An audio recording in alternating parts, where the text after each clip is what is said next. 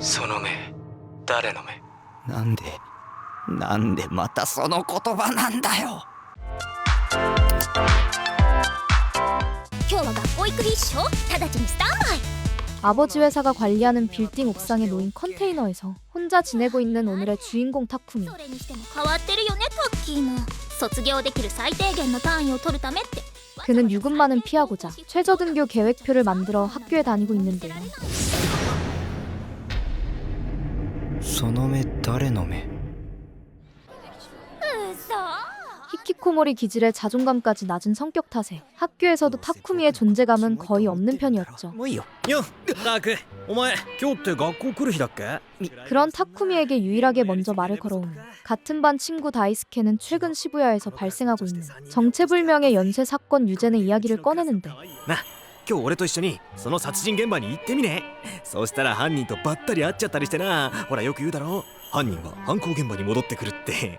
そう。そっか。 학교 후 평소와 다를 것 없이 게임을 하고 있던 타쿠미는 온라인 친구 그림에게서도 또다시 유젠의 이야기를 듣게 됩니다. なんかリンク貼られてるよ。この1ヶ月の間に渋谷で発生した2つの事件のことをニュージェネレーションの狂気、略してニュージェネという。 그가 보내준 링크를 통해 관련 기사를 읽고 있던 그때 この声。 おーい、開けろ。 아버지의 심부름으로 타쿠미의 휴대폰을 사러 가기 위해 동생 나나미가 찾아왔는데요. 生存確認。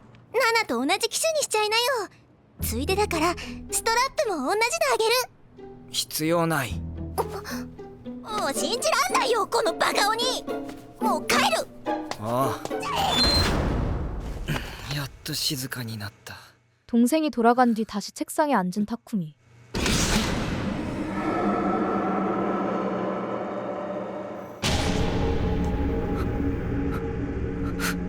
その目誰の目？ 어디선가 자신을 지켜보는 듯한 기묘한 시선을 느낀 그때 将軍画像リンク？ 온라인 채팅창에 쇼군이라는 사람이 나타나 정체불명의 링크를 보내옵니다. ウイルスか。そんなの引っかかるわけないだろ。 처음엔 스팸이라 생각하고 무시하려 했지만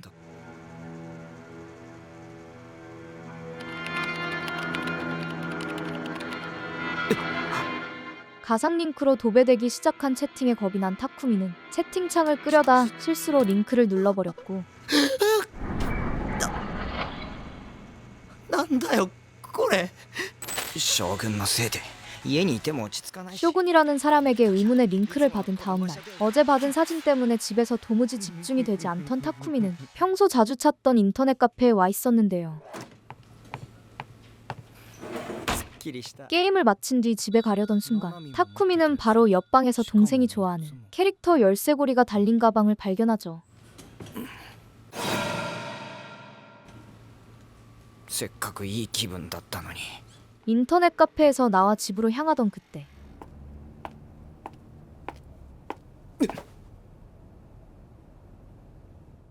늘 다니던 길이었지만 오늘따라 왠지 모르게 깨름칙한 느낌이 들었는데 그 순간 어디선가 들려오는 수상한 소리를 따라간 타쿠미는 なんだこれ。 그곳에서 어제 쇼군이 보냈던 사진과 똑같은 광경을 목격하게 됩니다. 将軍のリンク写真。タク、あなたに会いたかった。 더 놀라운 건 범인처럼 보이는 소녀가 타쿠미의 이름을 알고 있었다는 것인데 なんで僕の名前を顔を見られた。それに名前も知っているみたいだし。 패닉 상태로 집에 돌아온 타쿠미에게 세이라는 그저 망상일 뿐이라며 진정시켜주죠. そうだよねセイラさん。妄想に決まってる。我ながらなんてリアルな妄想なんだ。誰か僕を見ている。 의문의 사건 현장을 마주한 다음날 자신의 뒤를 따라오는 발소리를 들은 타쿠미는 어제 사건 현장에서 마주했던 그 여자가 자신을 처리하러 온 것인가 하는 망상에 빠지지만 おはようございます。 그저 같은 학교에 다니는 여학생일 뿐이었고 何か恨みを買うようなことしたっけ？いや、するわけがない。僕は学校じゃ空気みたいな存在なんだから。尾行されてたのは僕の考えすぎだったのか。 하교 후 집으로 향하던 길 또다시 마주친 그녀 때문에 타쿠미는 다시 한번 혼란에 빠지는데 まさか悪魔女の仲間。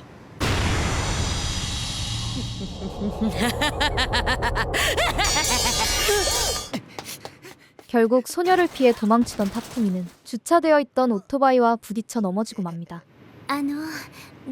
大丈夫ですか？怪我してませんか？怪我してるんですね。大丈夫だから。お家まで送ります。あなたが怪我したのは私のせいですから。だから送らせてください。 끝내 유아의 도움을 뿌리치지 못한 채 집까지 함께 돌아오게 된 타쿠미. あれってブラチューのセイラちゃんですよね。 유아 역시 타쿠미가 좋아하는 캐릭터인 세이라의 팬이었죠. ちょっと見せてもらってもいいですか？あ、すみません、ずうずうしいこと言っちゃって。もう帰った方がいいですよね。見ていいよ。本当ですか？ありがとうございます。 타쿠미가 가지고 있던 피규어를 구경하던 유아는 그에게 한 가지 부탁을 하려다가 그만. すみません、CD を踏んづけちゃったみたいです。本当にごめんなさい。私片付けます。あ、いいって。 떨어뜨린 물건을 정리한 뒤 다시 조심스럽게 말을 꺼내기 시작하는데 さっき言ってたフィギュアの予約一緒に行ってもらえませんか？私そういうアニメショップみたいなところって今まで行ったことなくて、なんだかすごくぶしつけなお願いしてますよね。すいません。 미연식 게임에서나 보던 상황을 실제로 겪게 된 타쿠미는 유아가 단순히 연기를 하는 것이라 생각해 거절하려 했지만 無理してくれなくていいです。私のわがままに西条君を付き合わせるのは良くないですし。行くよ。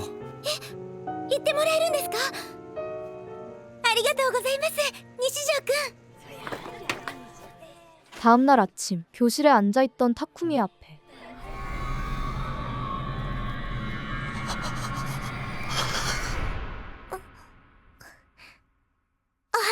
タク。 며칠 전 사건 현장에서 보았던 그 소녀가 나타나 마치 원래부터 알고 지내던 사이인 것처럼 친근하게 인사를 건넵니다. なんでお前がここに。頼むよ。殺さないで。 타쿠미는 소녀가 사건 현장을 본 자신을 처리하러 온 것이라 생각하지만 タクこそクラスメートの顔を覚えてないんだ。ひどー。でもまあしょうがないか。タクはあんまり学校来ないもんね。私の名前本当に忘れちゃった？そんなことないよね。知ってるでしょ？あなたは知ってるはず。リミ。 리미의 눈을 바라보던 타쿠미가 그녀의 이름을 떠올린 바로 그때 大地、おはよお前ら相変わらず仲良さそうだな。 다이스케가 나타나 리미와 타쿠미가 1학년 때부터 같은 반이었다는 사실을 알려주죠. この前だって3人で遊びに行ったじゃねえか。俺 심지어 함께 놀러 갔을 때 찍은 사진까지 보여주지만 타쿠미의 기억에는 전혀 없는 일이었습니다.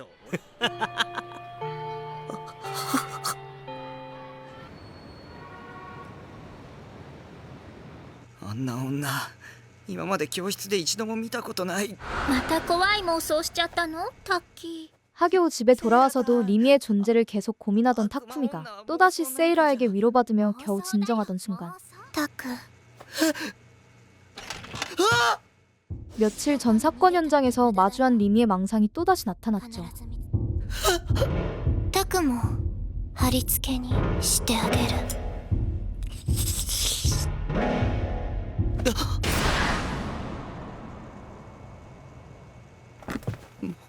妄想だったのか。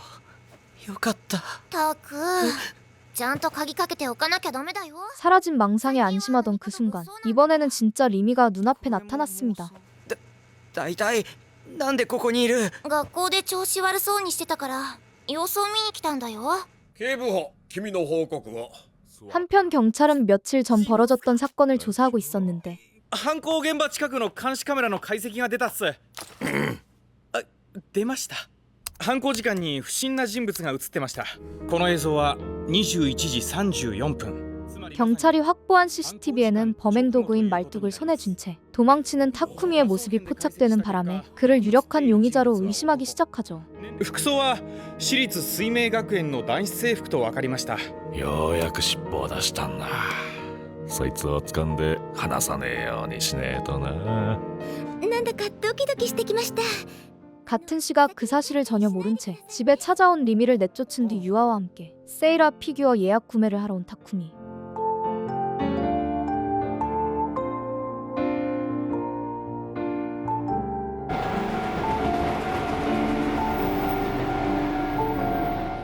피규어 예약을 마친 뒤 집으로 돌아가던 길 휴대폰이 없는 타쿠미에게 유아는 메일 주소를 교환하자고 제안하는데요. 西条くんともっと仲良くなりたいから。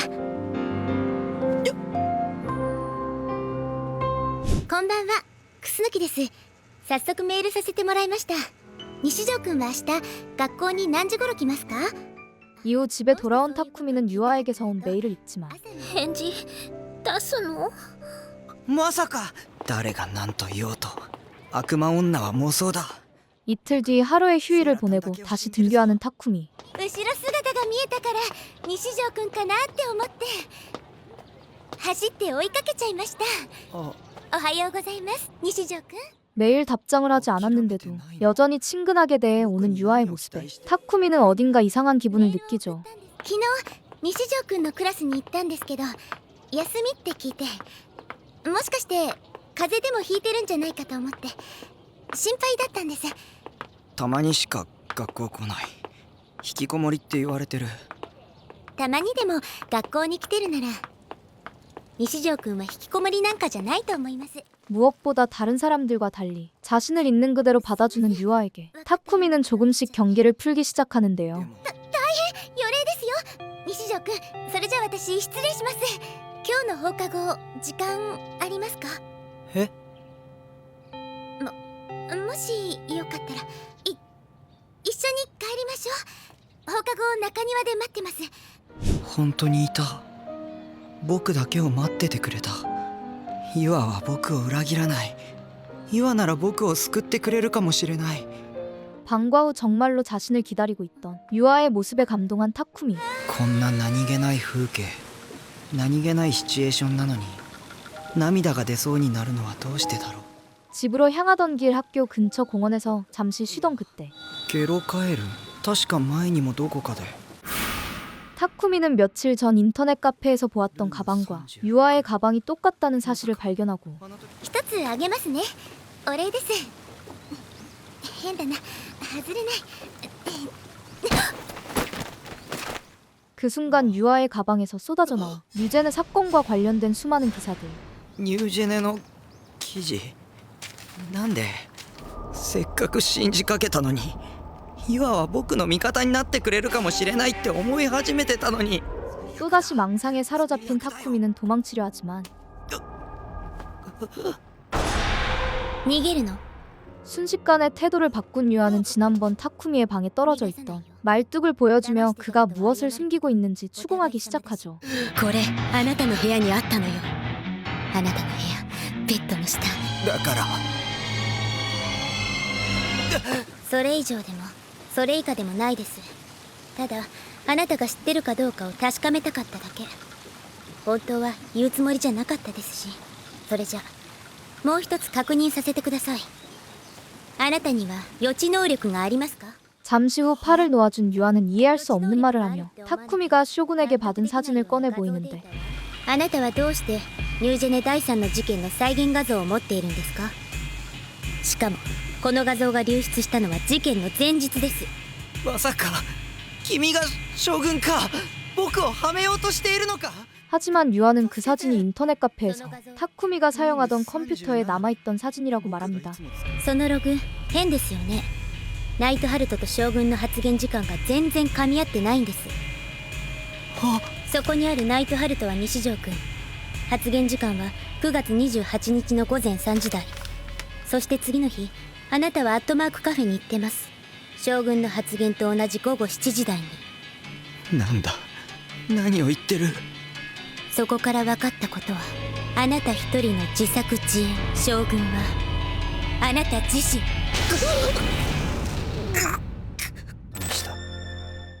유아의 충격적인 발언에 혹시 정말로 자신이 기억하지 못하는 일을 저지른 것은 아닐지 의심하게 된 타쿠미는 예전에 다녔던 병원을 다시 찾았는데 匠くん、ここは病気や怪我だけじゃなくて心にも効く病院なんだよ。あのああ、高階です。はじめまして。先生僕のこと3時間くらいしたら 혹시 몽유병 상태에서 벌어진 일인지 확인하기 위해 검사를 받아보지만 くださいね。それではごゆっくり。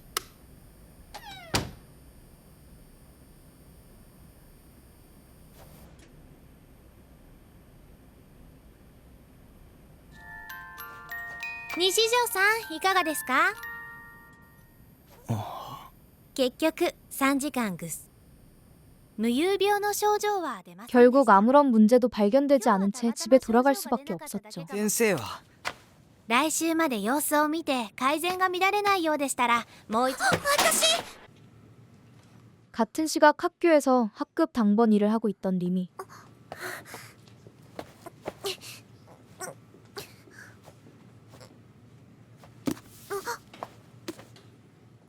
그때 한 소녀가 다가와 아무 말도 없이 리미의 일을 도와준 뒤 다시 자리로 돌아가는데요. すごいわ。ああいう本を読む人って普段どんなことかな。結局ユアの推理については何もわからなかった。 한편 집에 돌아온 타쿠미는 쇼군이 보낸 사진이 합성인지 확인하기 위해 다시 한번 그 링크를 열어보는데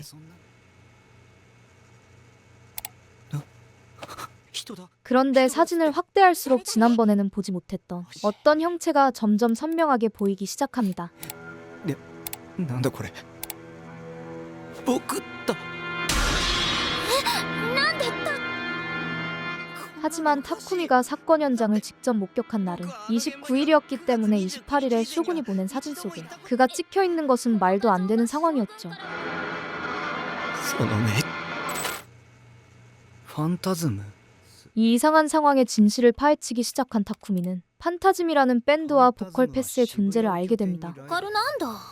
でも予知とは何の勘だろう。ニュージェネ予言って 계속해서 판타즘에 대해 조사하던 그때 2달 전 패스가 작사한 노래 가사가 자신이 목격한 유제네 사건과 똑같다는 사실을 발견하게 되죠. なんだからフェスの顔写真はないの？探してみる。やっぱり犯人だけあってネットに顔写真が流出しないようにしてるのか。用意周到なのがすごい。次のライブは 이를 단순한 우연이라고 받아들이기 어려웠던 타쿠미는 같은 반 친구 다이스케에게 부탁해 판타즘의 공연을 직접 보러 왔는데요. あれが 판타즘의 보컬 패스의 정체는 오늘 학교에서 리미를 도와준 바로 그 소녀였고 かもしれない。世界の均衡は大いなる意志が生まれてから数千年だ。でも今それは崩れつつある。とても不安。だから私は歌う。 의미를 알 수 없는 오묘한 말을 이어가던 그녀는 갑자기 어디선가 거대한 검을 꺼내들더니 타쿠미가 어떤 시선이 느껴질 때마다 중얼거리던 혼잣말을 내뱉습니다. その目、誰の目？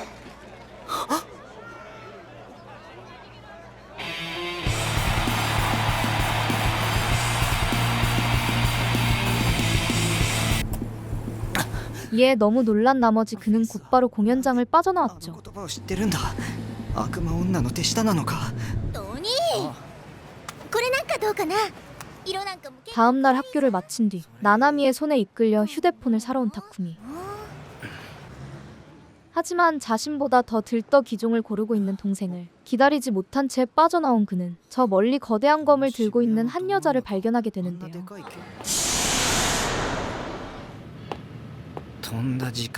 그러나 대수롭지 않게 넘긴 채 그대로 집에 돌아가는 타쿠미.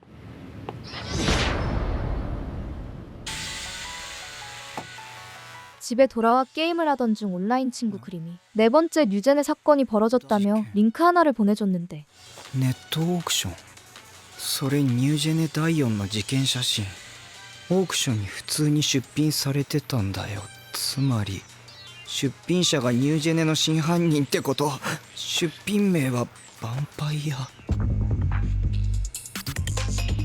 그 링크 속 사진에는 타쿠미가 늘 중얼거리던 혼잣말이 다잉 메시지로 남겨져 있었습니다. あの言葉がここに出てくるんだ。ヴァンパイア事件の写真見たその目誰の目って 다음 날이 되니 네 번째 뉴제네 사건의 다잉 메시지와 패스가 공연에서 했던 말은 시부야 전역에 유행어가 되어 퍼져나가기 시작했고 その目誰の目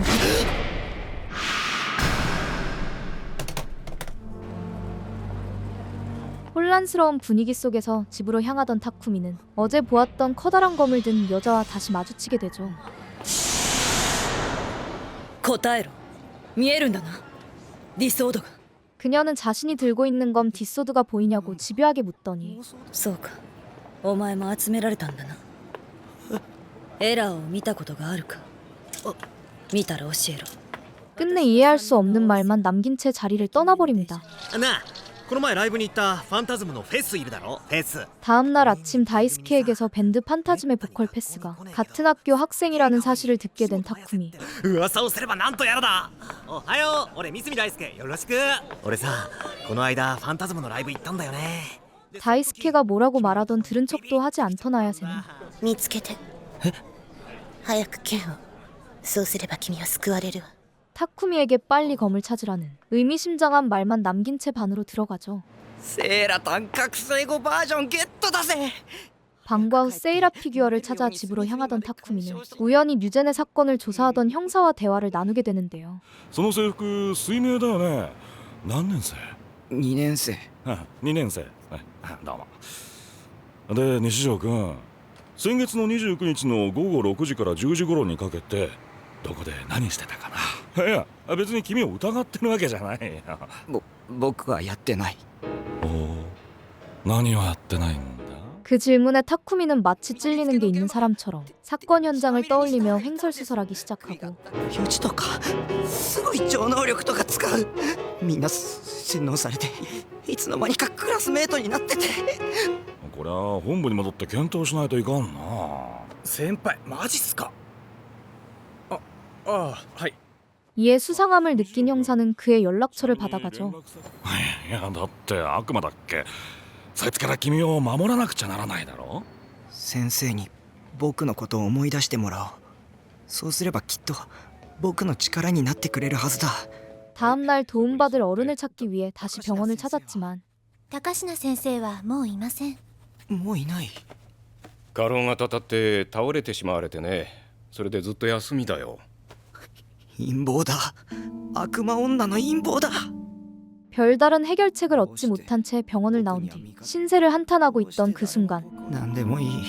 誰か救いの手を差し伸べてくれ。見つけて。早く剣を。そうすれば君は救われるわ。剣だ。剣を手に入れるんだ。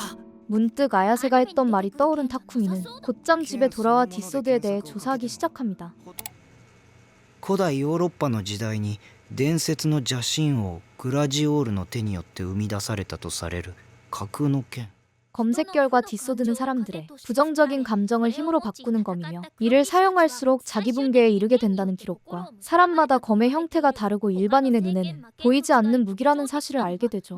元ネタは伝承か。剣買ったディソードっていうらしい。 그러던 중 시부야에 있는 한 가게에서 디소드를 샀다는 글을 발견한 타쿠미. こうなったら買いに行くしかないっしょ。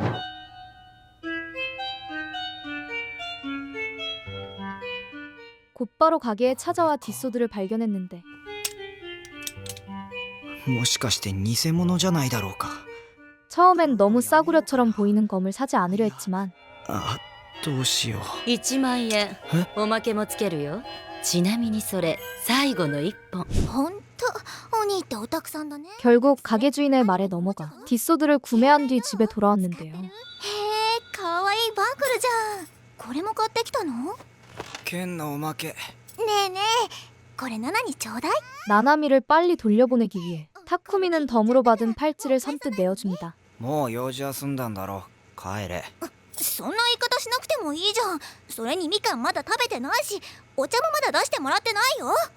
出す気ない。 그러나 나나미를 내보내는 과정에서 거금을 주고 산 검이 그만 망가져 버리고 말죠. お兄なんてみかんの皮でも食ってろ。天罰だよ。僕の唯一の希望が。今日から転校生が入ることになった。 다음 날 타쿠미의 반에 전학생이 왔는데 緊張してるようだな。席は一番後ろだ。この人似てる。 소심한 성격인지 자기소개조차 제대로 하지 못하던 그녀는 타쿠미 옆을 지나가며 알 수 없는 말을 남기는데요. くそ、どうしても僕を逃がさないつもりか。 이에 또다시 망상에 빠지기 시작한 타쿠미. 転校生がタクの横を通るときに小声でさ、ボソボソーっと。もしかしてあの子と知り合い？今のは殺人予告か。それとも悪魔女の仲間になれって誘ってるのか。 계속해서 말을 걸어오는 리미의 행동이 점점 버거워지기 시작한 그는 결국 자리를 박차고 뛰쳐나가 버립니다. もう嫌だ。こんな現実。せっかく買ったディソードも何の役にも立たなかった。 그렇게 학교를 나와 잠시 생각을 정리하던 그때 誰もいない。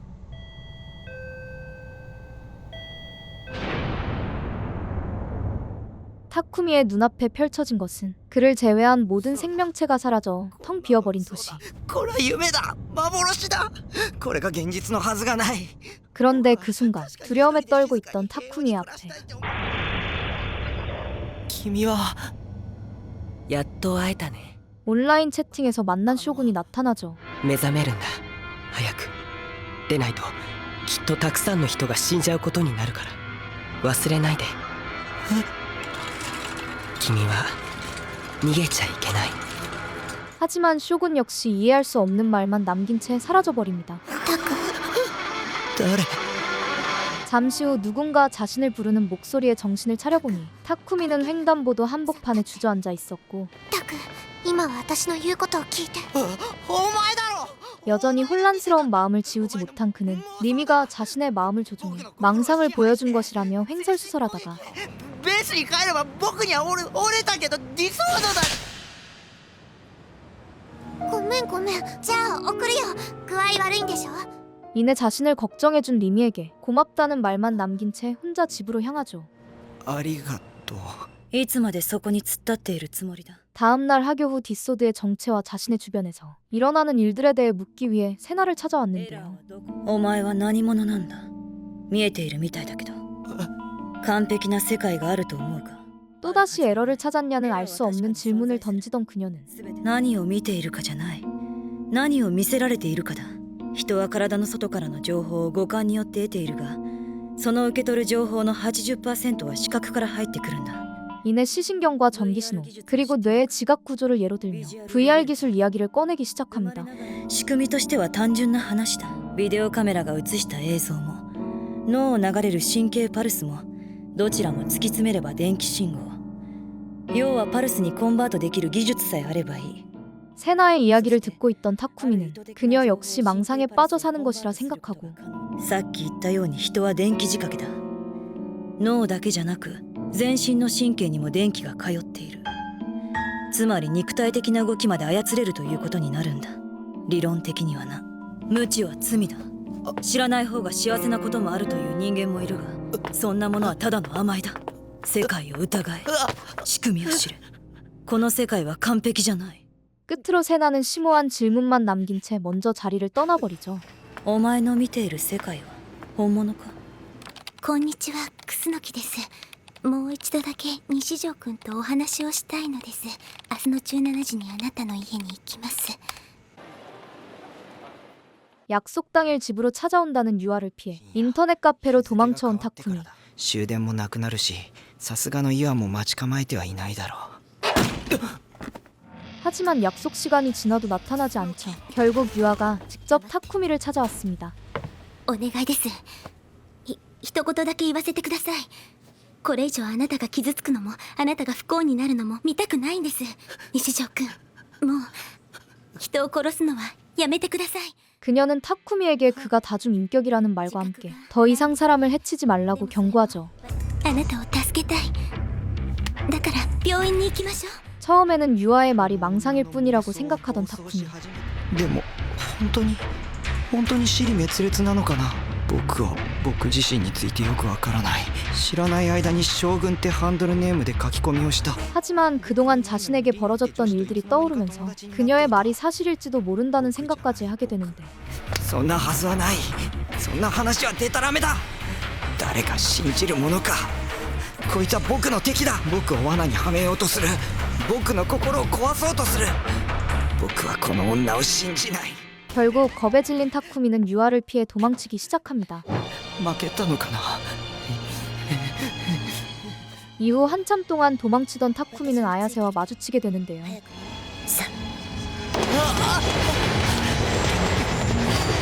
君が見たものが事実だったか幻だったかは些細なこと。君が抱いている苦しみや怒りは必要なものだったということよ。 타쿠미를 데리고 지하철역으로 몸을 피한 아야세는 그에게 또다시 검을 빨리 찾으라는 말을 하죠. 教えてよ。ディソードはどうやって手に入れるのか。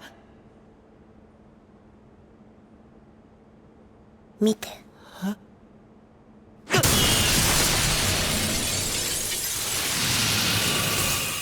타쿠미의 질문에 알 수 없는 차원에서 자신의 뒷소드를 꺼내 보여주는 아야세.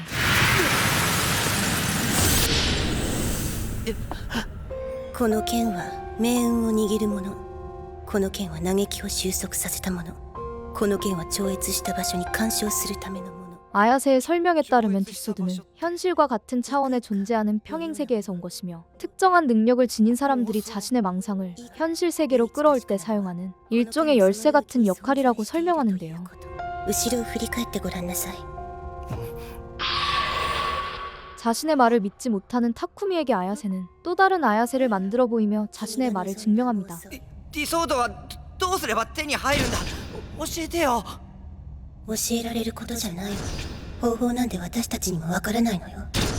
ただ理想では力を持つ人の目にしか映らない。君には私の剣が見えているでしょ。それが意味するのは一つだけ。感じて世界の選択した意志を。グリムからだ。この動画マジで衝撃だから見てみろって。 혼란스러운 마음을 아는 채 집으로 돌아온 타쿠미는 온라인 친구 그림이 보낸 링크를 확인하게 되는데 これ 링크 속 영상에는 첫 번째 뉴젠의 사건의 현장이 담겨 있었고 その目誰の目。なんでまたその言葉なんだよ。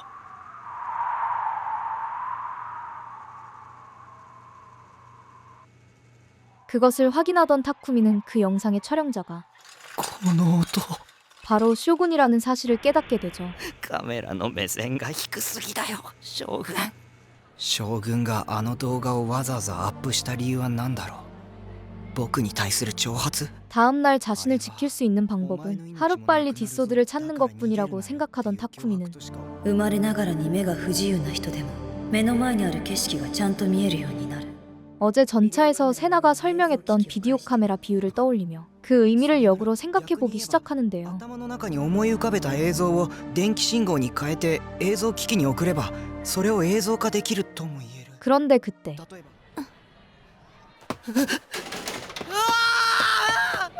자신을 바라보고 있던 유아의 모습을 발견하자마자 기겁하며 도망쳐버린 타쿠미. 誰か助けて。 그런 타쿠미를 리미가 뒤따라와 자신이 지켜주겠다며 그를 위로하기 시작하죠. 그날 밤 집으로 돌아온 타쿠미는 온라인 친구 그림에게서 5번째 뉴젠의 사건이 발생했다는 소식을 듣게 되는데 被害者は精神科医。東京都渋谷区の路上で23日未明同区 AH 東京記念病院の精神科医 링크를 눌러 기사를 확인하던 그는 5번째 피해자가 자신의 옛 정신과 의사라는 사실을 알게 됩니다. ようももちゃん元気？ 한편 유젠의 사건의 진실을 파헤치기 위해 민간 신용조사회사의 사장 카츠코를 찾아온 야스지. また新しいニュージェネ事件起きたわね。警察は G レートの線を追ってるの？ 야스지는 이 사건이 G레이트라는 현상과 관련이 있다고 생각해 독단적으로 그것을 조사하고 있었는데요. G レートはまあ勝手に調べてますよ。勝手にって。ちょっとバンちゃん、個人で追うのは危険だって言ったじゃない。 G레이트는 전 세계 중에서도 시부야에서 유독 높게 측정되는 에너지 수치로 이 수치가 높을수록 인간의 바이오리듬에 영향을 주어 사람을 극단적인 행동으로 몰아넣을 수 있다는 것이었죠. しかしバイオリズムが人を殺す凶器になるなんてこと本当にありえるのかね。実はいまいち理解しきれねえんだ。 또한 이 사실을 세상에 발표하려 했던 한 교수가 있었는데 그 인물이 바로 타쿠미가 목격했던 그 사건의 피해자였습니다. その事件の前日に教授が出演する予定だったテレビ番組が急遽差し替えられたって知ってる? 즉 유젠의 사건 뒤에는 어떤 거대한 세력이 존재할 가능성이 높다는 이야기였죠. これよ。名和党ももちゃん、勘弁してくれ。俺はてっきり野党の名前が出てくると思ってたんだよな。よりによって下手したらこの国が揺らぐぜ。もしもし、何? 같은 시각 정체를 알 수 없는 전화 한 통을 받게 된 타쿠미. 誰なんだ? 将軍? 無視無視。そっか、そうだよね、その手があった。 그런데 바로 그 순간 何? 경보음이 울리기 시작하더니 갑작스러운 지진이 발생하기 시작합니다.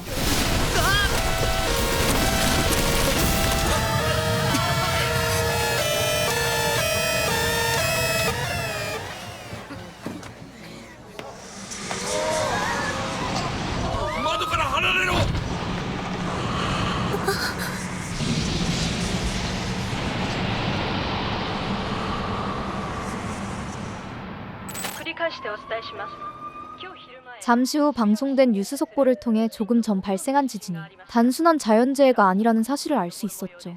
また地震直後に渋谷を襲った謎の白い光および衝撃波、そして空が白く変色したことについては今のところ原因は一切不明とのことです。 같은 시각 타쿠미 역시 이번 지진이 평범한 일이 아니라는 생각이 들었고 さっきのは何だったんだろう。全身が沸騰して溶け出すようなあの感覚。ただの地震とは思えない。まさか将軍の電磁波攻撃。 그 의심은 자신을 처리하기 위해 쇼군이 벌인 일은 아닐까 하는 망상으로까지 이어집니다. そばにいてほしい。留守番電話サービスにおつなぎします。発信音の後に留守番、そんな。そうだ、学校だ。 결국 전화를 받지 않는 리미를 찾아 학교로 향한 타쿠미. マジでやばいよな。 하지만 학교는 옥상에 위태롭게 서 있는 아야세 때문에 큰 소란이 벌어지고 있었는데 グラジオールの帯同が活発化している。もう時間がないのに見つからない。歌はもうたくさん歌ったわ。それで足りないって言うならねえ、大いなる意志よ。お願い、魂を連れて行って。 잠시 후 무언가 혼란스러운 듯 학교를 급히 빠져나온 타쿠미와 おい、お前だな。あの花壇をリアルブートしたのはあれのおかげで彼女は助かった。何のことだ。とぼけるな。 그런 그를 뒤따라온 세나는 천성신광회라는 단체를 언급하며 타쿠미를 몰아붙이기 시작하죠. 本当に天聖信仰会とは関係ないんだな。天聖信仰会って何なんだよ。悪かった。関係ないならいい。 力って何なの。確かに花壇があったらって思ったけど。それが現実となったんだ。 알고 보니 조금 전 아야세가 떨어질 때 아래에 화단이 있었으면 좋겠다고 상상한 타쿠미의 생각이 현실이 되어 그녀를 구해낸 것이었는데요. 世界の仕組みは3つの数字で全て説明できる。0と1、そしてマイナス1。ディソードはそのマイナス1を生み出すためのショートカットになる。 그러나 디소드가 있어야 망상을 현실로 만들 수 있는 다른 능력자들과 달리 타쿠미는 맨몸으로 그 일을 해낸 상태였죠.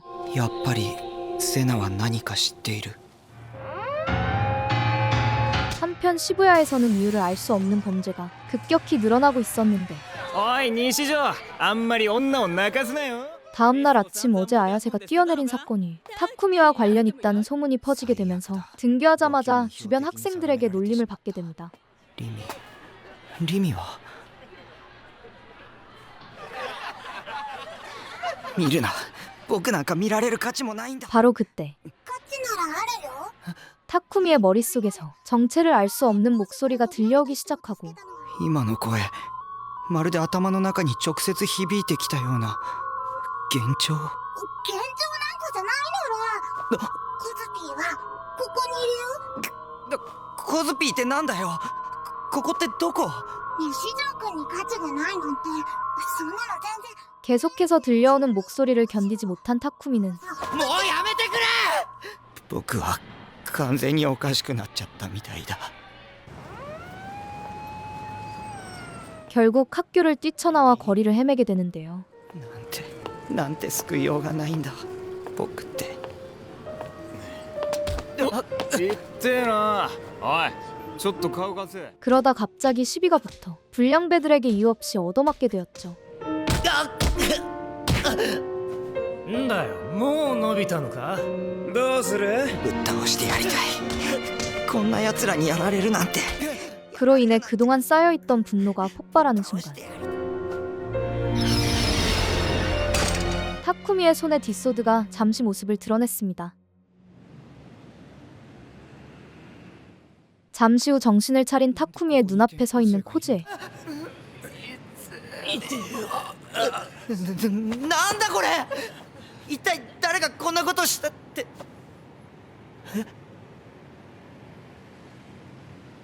僕はどれくらいの間意識を失ってたんだ。5分くらいなのだ。また 그녀의 손에 이끌려 골목을 빠져나온 타쿠미는 자신의 머릿속에서 들리던 목소리의 정체가 코즈에였다는 사실을 알게 되죠. やっぱりコズピーのこと気味悪いよね。別に気にしてないよ。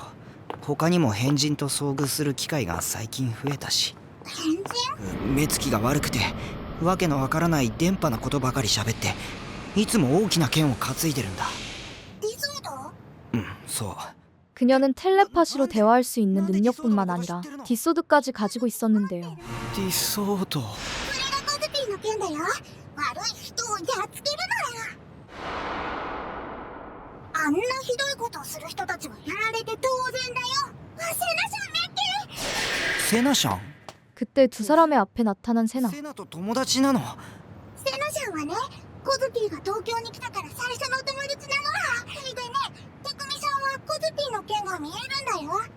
それは知っている。こいつもギガロマニアックスだ。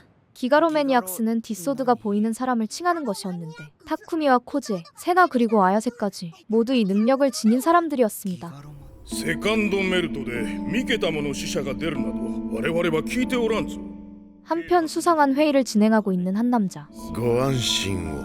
いずれ近いうちに 노로세는 시부야의 혁신기업 노조미 테크놀로지의 CEO이자 바로 어제 발생한 지진의 배우였는데요. 我々が日本をいや世界を変える日もじきに。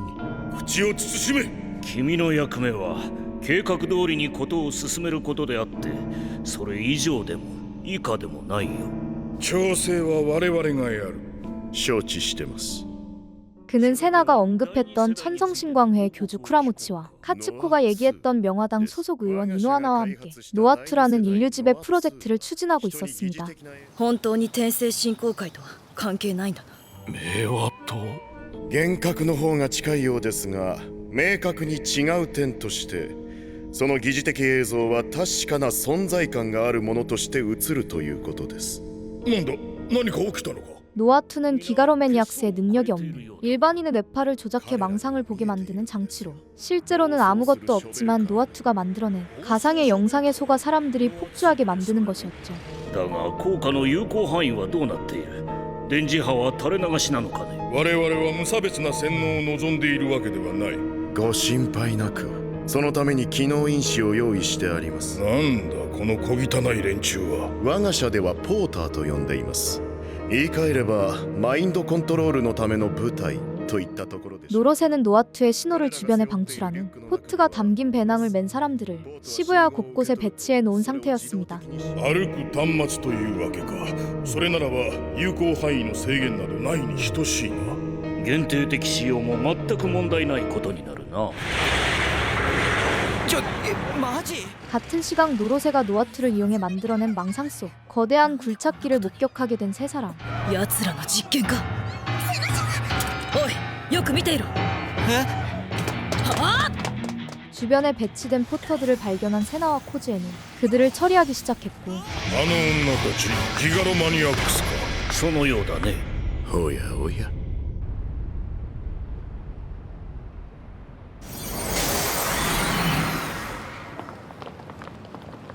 2二人は一体何と戦ったんだ。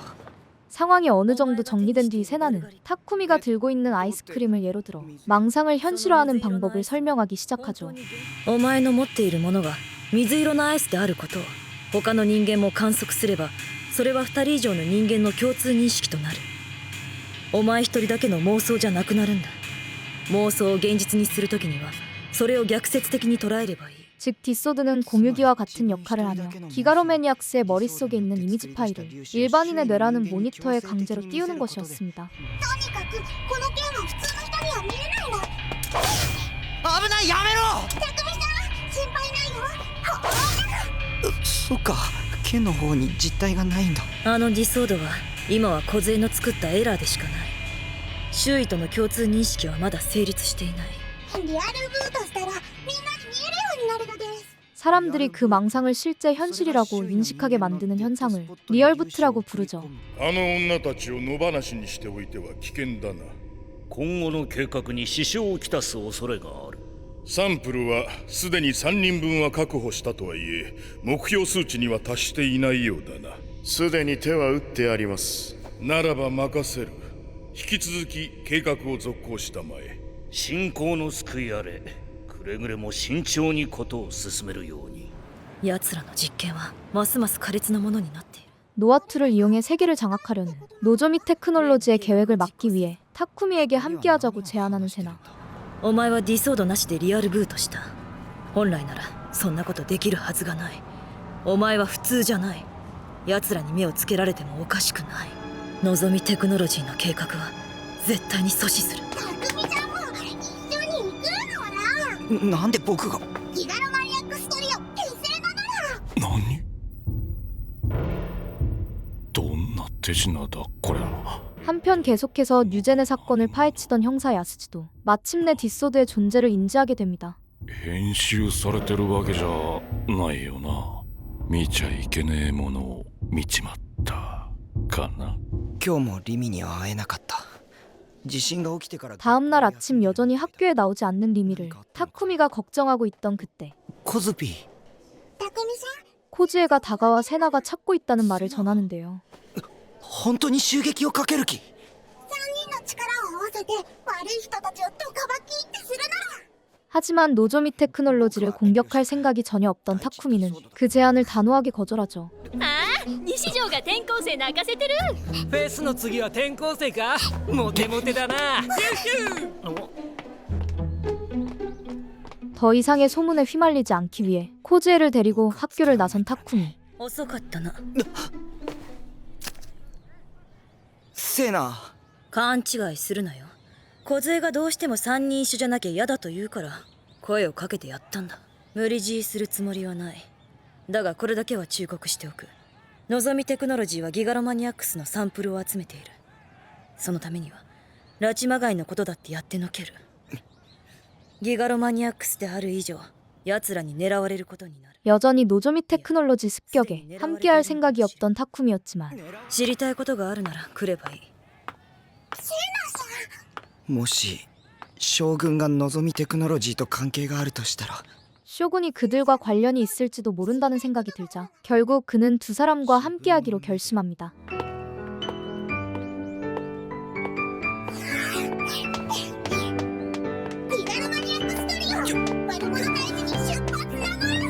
어이! これ何のグラフっすか？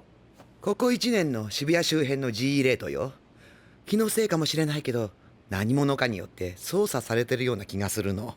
한편 G레이트에 대한 조사를 이어가던 카츠코는 이 수치가 매주 주말마다 상승하는 경향이 있으며 ちなみにこことここ日付は真ん中は3ヶ月前。覚えてる？小さな地震があったでしょ。で一番右はこの間の地震の日。あの日大規模な電磁波が発生したのは知ってるわよね。渋谷中のコンピューターが壊れたらしいな。 이전에 발생했던 지진 역시 자연재해가 아니라 누군가에 의해 일어난 인재일 가능성이 높다고 보고 있었죠. それに空が白く染まったっていう噂もある。ああ、そういえば時間が経つにつれて全く報道されなくなったな。マスコミに何らかの圧力があったのかもね。まさか。名はどうか。おそらくそうよ。目的はノア2の破壊だ。 같은 시각 노아2를 파괴하기 위해 노조미 테크놀로지 본사에 도착한 세 사람. 正面突破ですか。匠さん、大丈夫だからついてくるな。大丈夫って。 경비와 가까워지자 타쿠미는 점점 움츠러들기 시작하지만 お疲れ様です。どうなってんの。私たちの姿は見えていない。見えてない。 세나는 자신의 망상을 현실화해 경비들의 눈에는 세 사람이 회사 간부로 보이도록 만들어 두었습니다. しかし油断は禁物だ。もう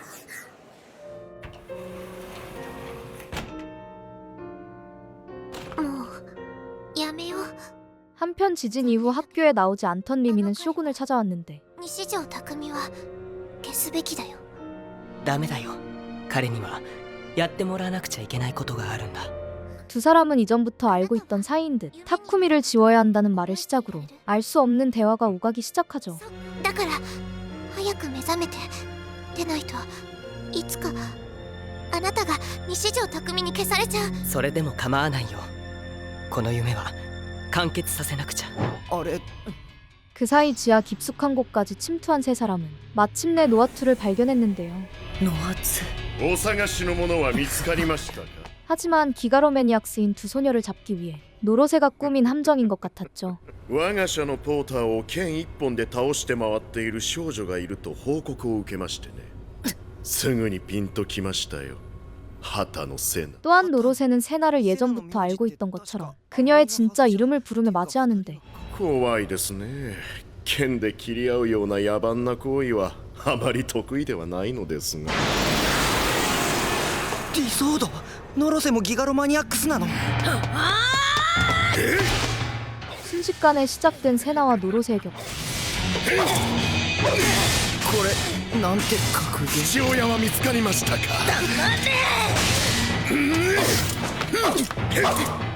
하지만 코즈에가 노로세의 마음을 읽어 세나에게 전달하고 있었기 때문에 수월하게 그와 맞설 수 있었습니다.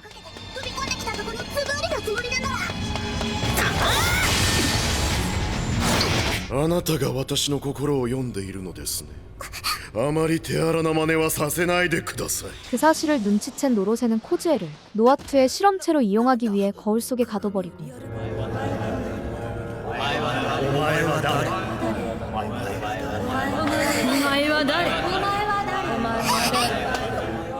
그 거울을 통해 그녀가 과거에 겪었던 트라우마를 끄집어내며 코즈에를 무력화시키기 시작하죠. コズピどうしたんだ。彼女は以前集団ストーカーされていたんですよ。集団ストーカー。それ以来声を出せなくなったのです。それ以上言うなコゼ。君にはこれをプレゼントしましょう。 코즈에를 구하기 위해 달려가던 세나 역시 노로세가 준비한 함정에 빠지고 마는데 相変わらずですね。実に面白い。やめろ。やめてくれ。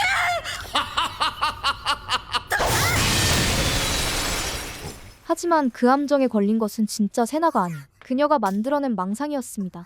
何も恐れることはない。お前は折原小ゼだ。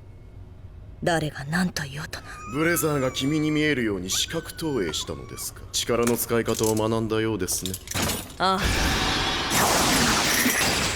이후 자신이 만들어낸 사슬로 노로세를 붙잡는데 성공한 세나. いいおもちゃをもらいました。 하지만 노로세는 오히려 그 사슬을 이용해 세나를 공격하기 시작하죠.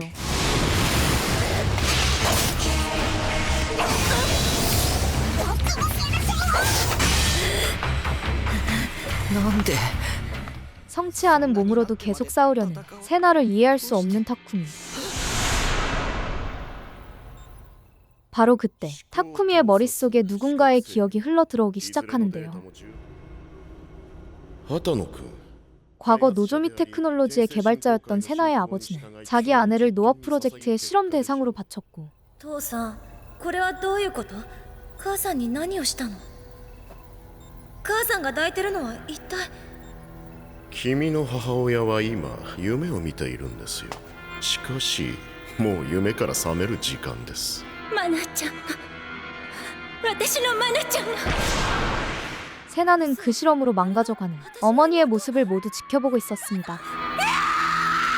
畑の瀬名は貴重なサンプルです。丁重にもてなしてあげなさい。すまない。許さない。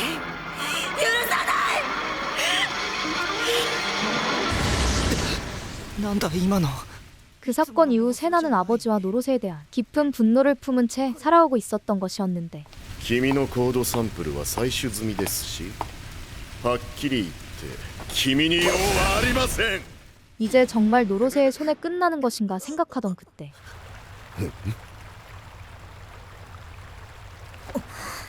今度は何？おやおや、君の仕業でしたか。 아야세가 나타나 순식간에 상황을 뒤집기 시작하죠. 呼吸とすって確かギリシャ神話で地獄の最下層に流れてる川のこと。そこで罪人は氷漬けになる。よくここが分かったね。大いなる意志に導かれたのよ。黒騎士の仲間を救うようにって。共に邪神王グラジオールの復活を阻止。 끝내 노로세를 붙잡는 것은 성공했지만 성치 않은 몸으로 무리한 탓에 결국 쓰러지고만 아야세. 君のおかげで助かったよ。ありがとう。ノロセ。ゴキゴキ並みに鋭いな。あ？覚悟しろ。 그로 인해 노로세를 묶어두었던 망상이 풀려버림과 동시에 세나와 코즈에는 서로를 향해 공격하기 시작합니다. 彼女たちは互いに私の姿を見ているんですよ。君はそうしてずっと手をこまねいているつもりなのですか。こんなの妄想だ。冷めろ。いつも見たく妄想から冷めてくれ。言っておきますが、全ては妄想だった。そんな安っぽいオチは用意されていませんよ。 그 사이 노로세가 정신적으로 타쿠미를 압박하며 다가오기 시작하는데 頼むよ、セナ、コズミ、僕を助けて。僕を助けて、僕を助けて、僕を助けて、僕を助けて、僕を助けて。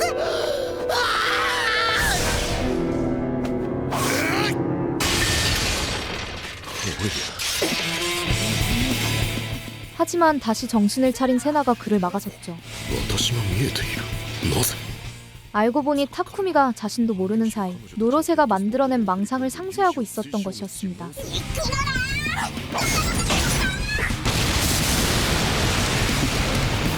た、夏を破壊した。なんだ。西条匠、無意識でやったこととはいえ。 目覚めの時は近いようですね。 그러나 그들이 파괴한 노로세와 노아투는 모두 복사본에 불과했고 결국 그들은 노로세의 손바닥 위에서 놀아난 셈이었죠. いずれまた会うことになるでしょう。それまでごきげんよう。結局ノロセの手のひらで遊ばれていただけか。今日も休みなのかな。タク、おはよう。 다음날 아침 오랜만에 학교의 모습을 드러낸 리미를 본 타쿠미는 너무 반가운 나머지 눈물까지 흘리고 맙니다. ごめんなさいね。お待たせしちゃって。 그날 오후 뉴제네 사건과 타쿠미에 대해 이야기하기 위해 야스지를 찾아온 유아. ニュージェネ第一の事件、集団ダイブで亡くなった楠木美也さんの双子の姉。 그녀가 지금까지 뉴제네 사건을 쫓아다닌 이유는 동생이 희생되었던 첫 번째 뉴제네 사건의 진실을 알아내기 위해서였죠. そして一人の人物を突き止めた。西条匠くんです。 유아가 본격적으로 타쿠미에 대한 이야기를 꺼내려던 순간 と思ったけど。ちょっとごめんよ。 야스지의 후배 스와가 여섯 번째 뉴제네 사건이 발생했다는 소식을 전합니다. どうしたの？ 같은 시각 타쿠미 역시 여섯 번째 사건에 대한 기사를 읽고 있었는데 額にはそれぞれ D、Q、N と読める傷が。あいつらだ。知ってるの？この前僕に絡んできた。 그 사건의 피해자들이 며칠 전 타쿠미를 이유 없이 때렸던 불량배들이었죠. 리미가 집으로 돌아간 뒤 뉴제네 사건과 자신 사이의 연관성을 찾기 위해 어릴 적 물건이 담긴 상자를 뒤지기 시작한 타쿠미. 그러던 중 예전에 쇼군이 알려줬던 수식과 똑같은 낙서를 발견합니다. あいつに思考を盗撮されてるのか。まさか将軍。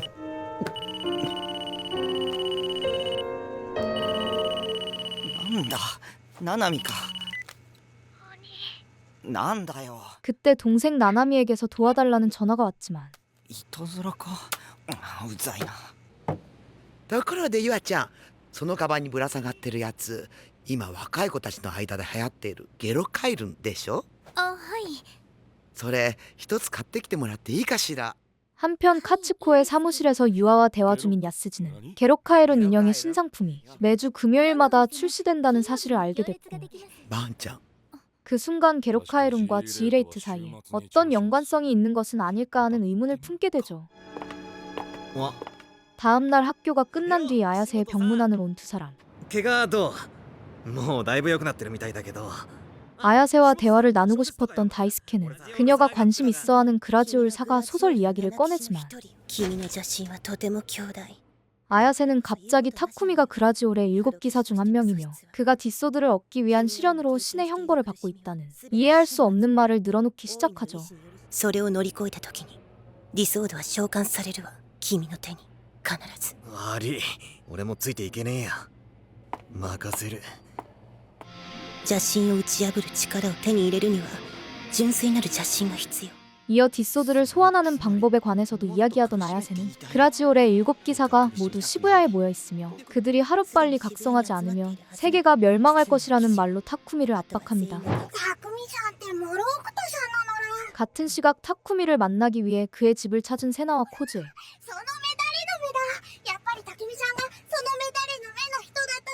그곳에서 타쿠미가 어린 시절 썼던 장문을 발견한 세나는 뒤쪽에 적혀있던 수식 낙서도 함께 발견하는데요.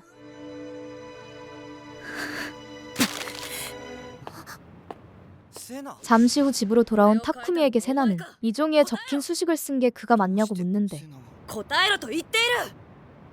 そうだけど、だから。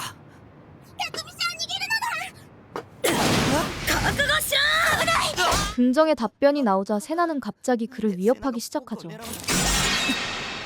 리미. 결국 분노를 참지 못한 세나가 공격하려는 순간 리미가 뒷소드를 소환해 타쿠미를 보호합니다. その男が何をしたのか知っているのか。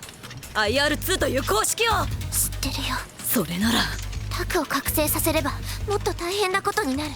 또다시 시작된 IR2와 타쿠미를 둘러싼 알 수 없는 대화.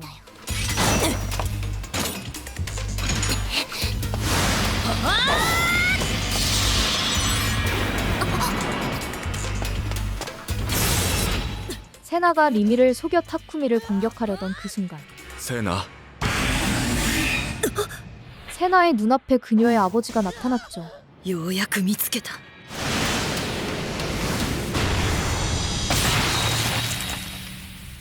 やっと母さんの敵を。セナ。よせ、気安く触るな。セナ。私はこんなの。お前が望んだ妄想だ。 하지만 그것은 타쿠미를 지키기 위해 리미가 만들어낸 망상이었습니다. 辛い思いさせてごめんね。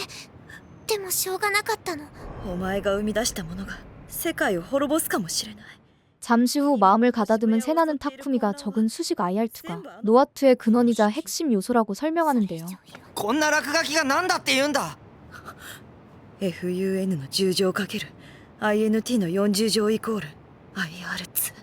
この公式をお前が生み出した瞬間、世界は分岐したんだ。ごめんね。黙っててごめん。 이후 나나미를 만나기 위해 본가로 향하는 길. リミは敵なのか味方なのか。 타쿠미는 지금까지 리미가 자신을 속여왔다는 사실 때문에 그녀를 예전처럼 대하기 어려웠지만 ありがとう。守ってくれて。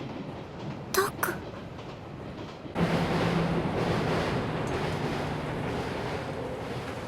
実家に行くの？行かないで。 전철에서 내린 뒤 리미는 본가에 가며 모든 것이 예전과 같지 않을 것이라며 타쿠미를 막아 세웁니다. 実家に行っちゃいけない理由があるなら言ってよ。こんな中途半端なのうんざりなんだ。 그런데도 나나미를 만나야 한다는 생각에 결국 본가가 있던 장소에 도착했지만 道は合ってる。なのになんで家がない。この世界にタクの帰る場所はないの。 집이 사라져 놀란 채 서 있는 타쿠미에게 지금까지 숨겨왔던 진실을 말하기 시작한 리미. 타크, あなたはね、本来いちゃいけない存在なんだよ。 그녀의 말에 따르면 지금의 타쿠미는 누군가가 기가로 매니악스 능력으로 만들어낸 망상의 존재였으니 그가 예전에 목격했던 책형 사건 역시 리미를 포함한 정체불명의 세 사람이 만들어낸 망상이 뒤섞여 나타난 결과라고 설명하죠. そろそろ行かなきゃ。戻ってくるからタクは部屋にいて。そしたらまた一緒に楽しいお話しよう。 한편 게로카에론 인형을 사서 돌아온 야스지에게 조사 내용을 공유하기 시작한 카츠코. 有限会社新興の親会社はのぞみテクノロジーよ。のぞみテクノロジー。 그녀의 조사에 따르면 게로카에론을 판매하던 회사는 5년 전 노조미 테크놀로지에 흡수합병되었고 그 이후부터 판매 방식이 바뀐 것이라고 하는데요. その方法っていうのが週末ごとの新製品投入。そう。 G レートとの関係はかなり深い関係があると言わざるを得ないわね。 또한 카츠코는 G레이트와 명화당 사이에 연관성을 보여주는 증거까지 찾아냈죠. 大物？井ノ花構造。明和党の重鎮じゃねえの。つながってきたな。太田教授の時とこの前の地震。明和党は G レートに関係ありそうな件について報道規制の圧力をかけてくる。なんだか私怖くなってきました。 그때 야스지의 후베스와에게서 전화가 걸려왔는데 おい、大丈夫なのか？自分は AH 東京総合病院に。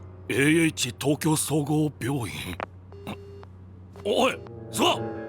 자신이 있는 위치만 말한 채 끊긴 전화에 불안해진 야스지는 곧바로 병원으로 향합니다. 刑事さん、ちょうどよかった。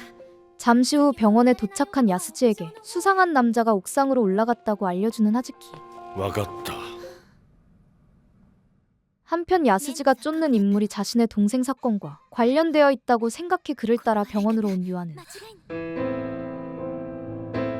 그곳에서 한 달 전 사망한 쌍둥이 동생 미아와 마주하게 되죠. あなたがユアだと思う？どういうこと？ 미아는 부모의 사랑을 독차지한 언니를 질투한 동생이 결국 언니를 해친 것이고 지금 살아있는 유아가 바로 죽은 동생인 미아라는 이해할 수 없는 말을 늘어놓기 시작하더니 あなたも私と同じ目に遭いなさい。 끝으로 그녀에게 이번에는 함께 뛰어내리자는 끔찍한 말을 꺼내는데요. 그 사이 하즈키의 안내로 옥상에 도착한 야스지는 마침내 스와를 발견하지만 来てくれたんすね。お前大丈夫か？ええ、この通り。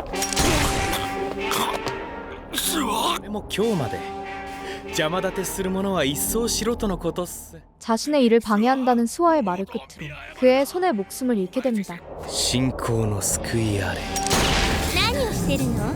どうして私と同じ痛みを味わおうとしないの？ 그 시각 미아는 여전히 충격적인 말로 유아를 몰아붙이고 있었는데 私はあなたの望んだもの、あなたは私の望んだもの。お願い、今日ぐらい私のお願いを聞いて。いつも我慢してきたんだから。 바로 그때 유아의 손에서 빛이 번쩍이던 뒷소드가 나타나죠. 一緒に落ちるのよ。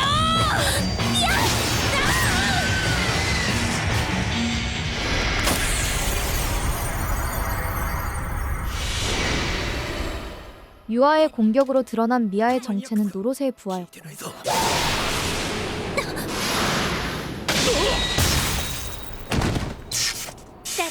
그 순간 아야세가 나타나 유아를 도와주며 유아 역시 기가로 매니악스라는 것이 확실해집니다.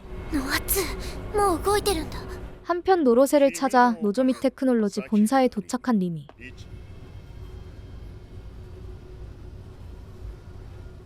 그곳에는 타쿠미의 동생 나나미가 붙잡혀 있었는데요. 痛いよ。右手が痛いよ。ナナちゃん。ねえ、リミさん。ナナのバングル知らないかな。 노로세 때문에 자신의 손과 타쿠미에게 받았던 팔찌가 사라지는 망상을 보게 된 나나미. へえ、かわいいバングルじゃん。ナナの大切な。誰にも渡したくないの。 그녀의 절망감이 점점 커지던 바로 그 순간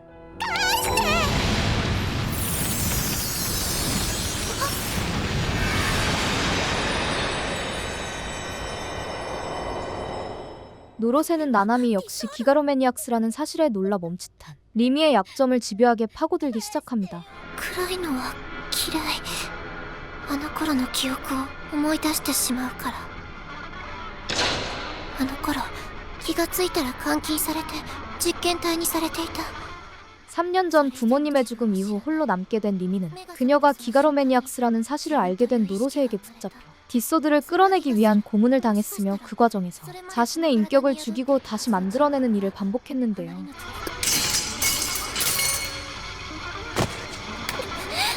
めんね、私ダメだった。 그 사이 시부야의 거리는 혼란으로 뒤덮이기 시작했고 ここにいれば誰かが僕を消してくれる。 자신의 존재에 대한 충격으로 멍하니 거리를 걷고 있던 타쿠미 앞에 쇼군이 나타났죠. あいつらが動き出してるんだ。あいつら 쇼군은 이 사건의 흑막을 처리할 수 있는 사람은 오직 타쿠미뿐이라는 말을 하는데 ノア2はすでに稼働している。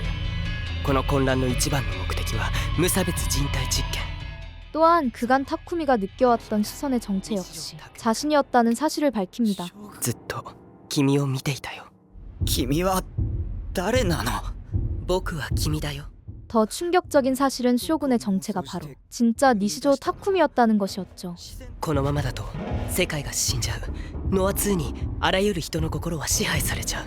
そんなの僕には関係ない。全部僕のせいなんだ。 쇼군은 과거 IR2를 망상하는 과정에서 기가로매니악스의 힘을 소모해 조로증이 악화했고 그 결과 움직이기 힘든 자신을 대신해 노아2를 파괴할 존재로 가짜 타쿠미를 만들어낸 것이었습니다. リミがナナミを助けに行って捕まったんだ。リミが僕を救おうとしてくれていたのは君も知っているよね。あの空はどこにあるの？君が望めばどこにでも。 리미가 타쿠미를 지키려 했던 이유는 과거 노로세의 고문 속에서 인격을 재구성하던 시절 자신을 구해준 사람이 바로 쇼군이었기 때문이죠. また来ちゃった。本物の空は見られた？なんでリミは僕に近づいてきたの？君の近くにいて君の行動や接触してくる人間を監視していたんだ。君を覚醒させないためにね。 또한 쇼군은 가짜 타쿠미가 각성하길 원했지만 리미는 그렇게 되면 그가 사라진다는 사실을 알고 있었기에 타쿠미가 아무것도 떠올리지 못하도록 막아왔던 것이었습니다. リミは本当におせっかいだ。私が一緒にいてあげる。リミは恐怖に震えていた僕を安心させてくれた。支えてくれた。励ましてくれた。僕みたいな妄想の存在に人のぬくもりを教えてくれた。 쇼군과의 대화를 통해 지금까지 리미에게 느꼈던 감정이 사랑이었다는 사실을 깨닫게 된 타쿠미. そっか。僕はリミが好きなんだ。全てがまやかしだったとしても、この思い出は、それを積み重ねて生まれたこの気持ちは本物だ。人は過ちに気づいた時からやり直しができる。だから僕である君に。 타쿠미가 더 이상 누군가의 망상이 아닌 자신의 의지로 존재하기로 결심한 순간 自分が生まれた意味は自分で探し自分で決める。あれは僕の光を掴んだ。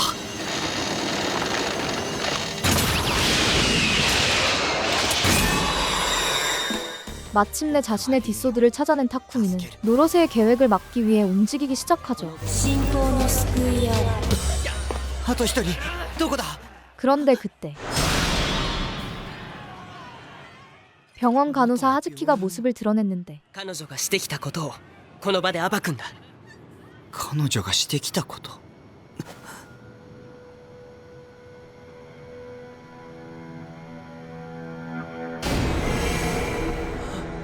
葉月君、こんなことはやめろ。 그녀의 정체는 지금까지 벌어진 유젠의 사건의 진범이자 타쿠미의 온라인 친구 그림이었습니다. ナイトハルト、すべては教祖様のお言葉なんですよ。その杭は信仰の救いあれ。 정체를 밝힌 하즈키가 책형 사건에 사용된 쇠말뚝으로 자신을 해친 순간 시부야에는 또다시 거대한 지진이 발생하죠.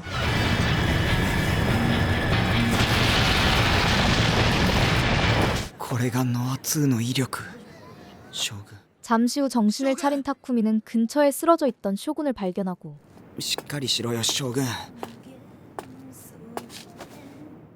쓰러진 쇼군을 업고 병원으로 향하던 중 싱크홀 아래에서 노랫소리를 듣게 되는데요.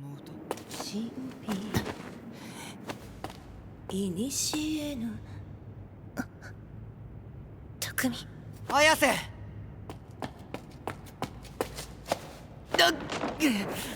他に2人いるわ。 그 안에는 아야세와 유아 그리고 나나미가 있었습니다. 瓦礫は大きいもんじゃない。数は多いけど一つ一つは小さい。重くない。3人とも助け出せる。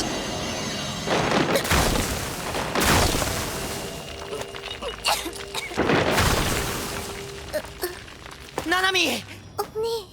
뒷소드를 이용해 그들을 구한 타쿠미는 나나미가 잊고 있던 진짜 기억을 되찾게 해주죠. ナナミの本当のお兄は僕じゃないんだ。どうしたのお兄？僕は身を隠さなくちゃならなくなった。だからもうここには来なくていい。どういうこと？さようなら。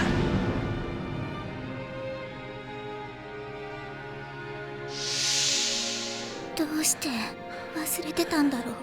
やっと見つけた。 같은 시각 그토록 찾던 아버지와 마주하게 된 세나. 一つだけ聞く。お前はなぜ母さんと妹にあんなむごいことをしたんだ。過程を説明することは無意味だよ。それによって結果が改変されるわけでもない。そうやってまた逃げるのか。 그 순간 누군가의 망상 공격으로 이세이가 분열하며 세나를 자극하기 시작하는데 세나!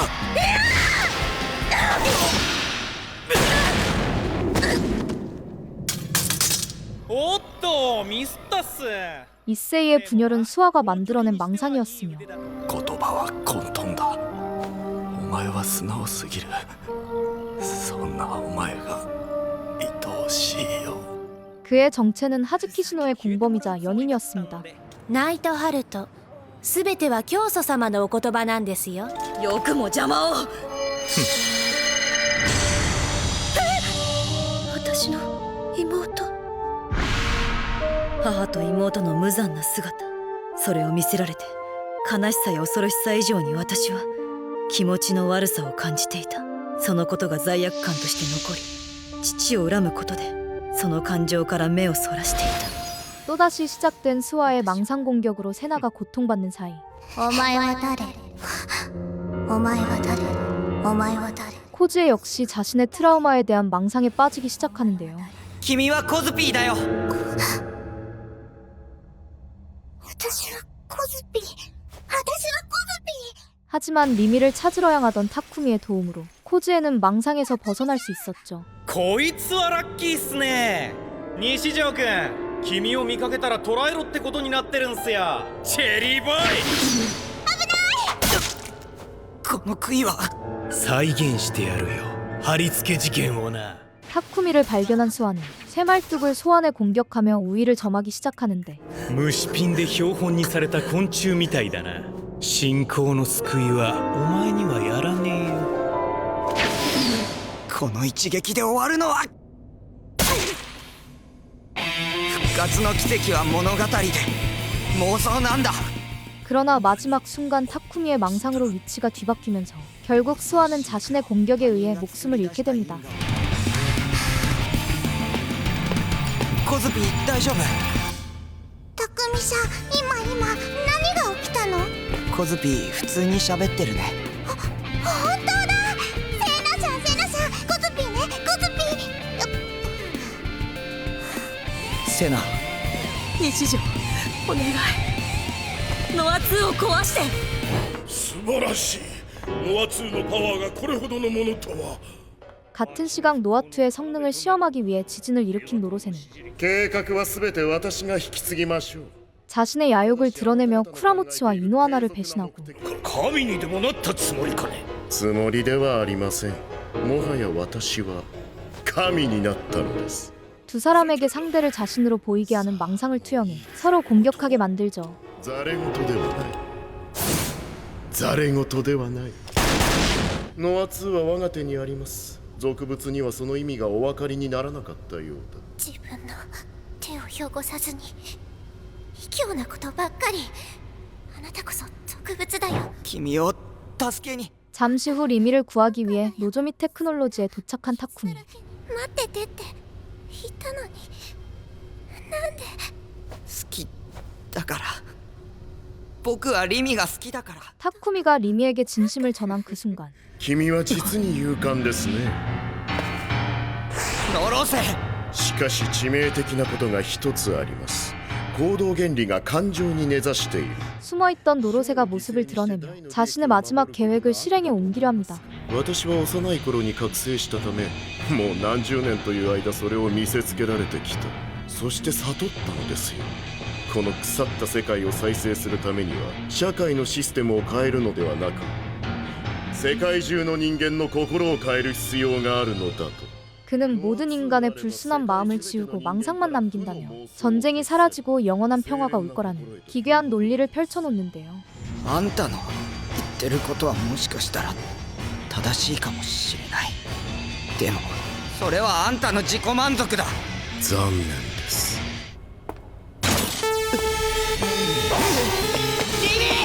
早くノア2を 뒤이어 타쿠미는 노로세의 공격을 피해 노아 2를 파괴하려 하지만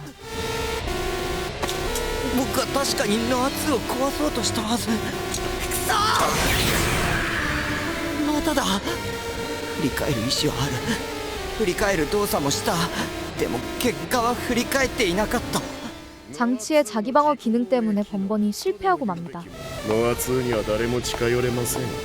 私以外は。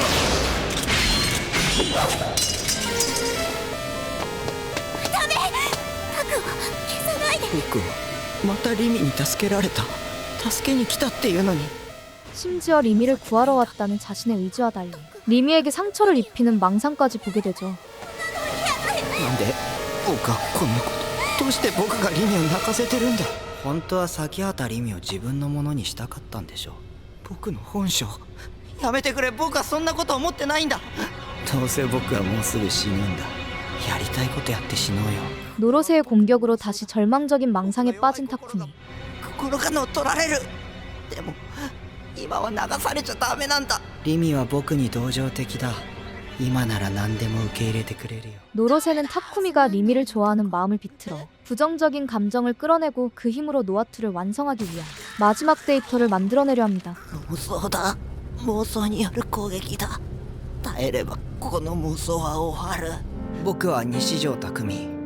あの地震以来水明学園はずっと休校になっていたけど今日から再開する。 고통에서 벗어나고 싶은 마음의 타쿠미는 결국 자신만의 망상을 만들어 도망쳐버리는데 タクとまた学校に通えるなんて嬉しいな。お兄とリミさんってほんと仲いいね。おはようございます、西条くん。新しいセイラちゃん早速部屋に飾りました。おはよう、匠。 그곳에서 그는 히키코모리 생활에서 벗어나 리미와 연애를 하고 존재감 없던 시절과 반대로 주변의 사람들로 가득한 평범한 일상을 보내는데요. この幸せな時間がこれからも続いてほしい。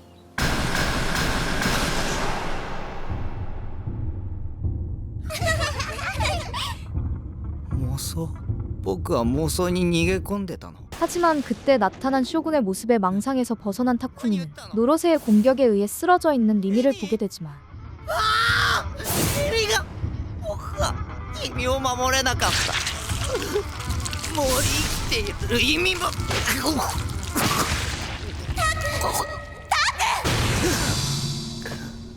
リミ。まさか私の妄想攻撃の最中にさらに妄想を重ねてくるとは思いませんでしたよ。 그 역시 노로세가 만들어낸 망상이었습니다.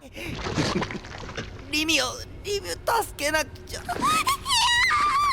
今僕はどんな状態なんだろう。 그러나 포기를 모르는 노로세의 공격으로 타쿠미는 또다시 망상에 빠지게 되고 君は妄想の存在。君は妄想なんかじゃないよ。誰？見てごらん。みんな高まった G レートをコキュートスに同化させるのよ。それで邪神王グラジオールを倒す。僕は何もできなかった。君が行動した結果、みんなが一つになって動いたんだ。それにみんなが君のことを見てきたろ。これからは、いや、もうすでに君こそが。僕は妄想の存在。でも僕はここにいる。僕は存在する。僕は西條匠。 하지만 쇼군의 도움으로 그 망상에서 벗어나게 됩니다. 僕の最後の力を君に託すよ。追い詰めたはずが逆に足をすくわれかけている。そんなことを許すわけにはいかない。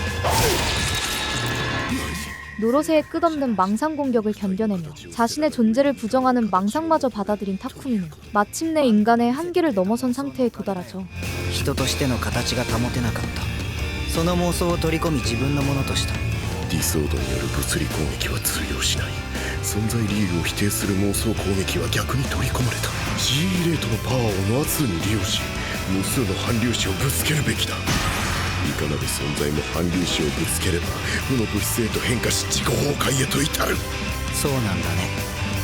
考えを読まれた。逆に今僕が考えていることが読めないでしょ。みんな急ごう。 그 사이 나머지 5사람은 시부야에 퍼져 있는 G레이트를 모아 노로세와 싸우는 타쿠미를 돕기 시작하는데요. みんなが僕に思いを向けてきてくれてる。私を倒してもノア2には誰も近づけない。永久期間なんですよ、それはね。あんたなら近づけるんでしょ。 그 공격으로 인해 또다시 얼음 속에 갇히게 된 노로세. この手の技は私には効かないということをお忘れかな。 그는 이전과 같이 그 속에서 빠져나올 수 있을 거라는 안일한 생각을 하지만 でも神話でもよくあるでしょ。神と呼ばれるものだって女絡みでうだうだやってる。だから僕も好きな女の子のために人類の幸福を犠牲にする。 그 순간 반입자로 거대한 뱀을 소환한 타쿠미의 공격은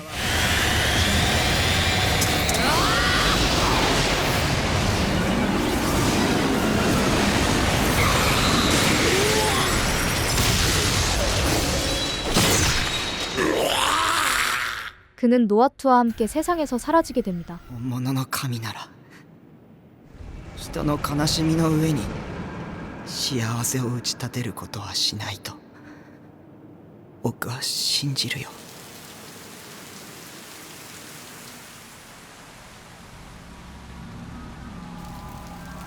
視線が空から降ってくる。 모든 상황이 끝난 뒤 마지막 공격으로 체력을 모두 소진해 쓰러진 타쿠미에게 다가온 리미. 天使。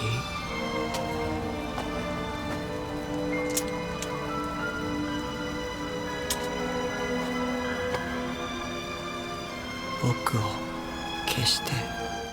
쇼군을 살리기 위해서는 타쿠미를 없애야 한다는 사실을 알고 있지만 そんなことできない。あなたの弱さが好き。弱いくせに臆病なくせにボロボロになって私なんかを助けに来てくれた。 짧은 시간 사이 타쿠미를 좋아하게 된 리미는 결국 그를 없애지 못하죠. あなたと同じ時間をもっと過ごしたいの。あなたを失いたくない。あなたに生きていてほしい。僕は妄想の化け物なんだ。私だって同じだよ。僕は生きていていいの？君がそれを望むのなら生きていていいんだ。匠が死んだんだね。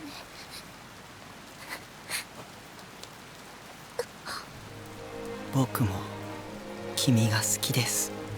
리미를 향한 타쿠미의 고백과 함께 自分のデッドスポットに望む色を当てはめれば僕たちのあの空の色は取り戻せる。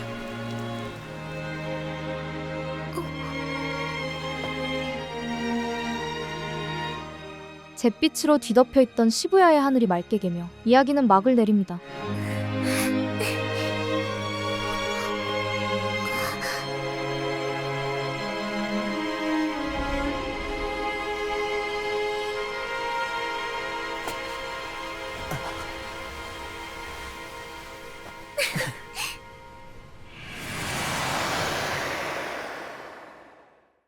카오스헤드는 동명의 게임을 원작으로 제작된 애니메이션으로 은둔에 가까운 생활을 하던 주인공 타쿠미가 시부야에서 벌어지는 연쇄 사건에 휘말리며 현실과 망상의 경계 속에서 자신을 둘러싼 비밀과 마주하게 되는 이야기를 그리고 있는데요.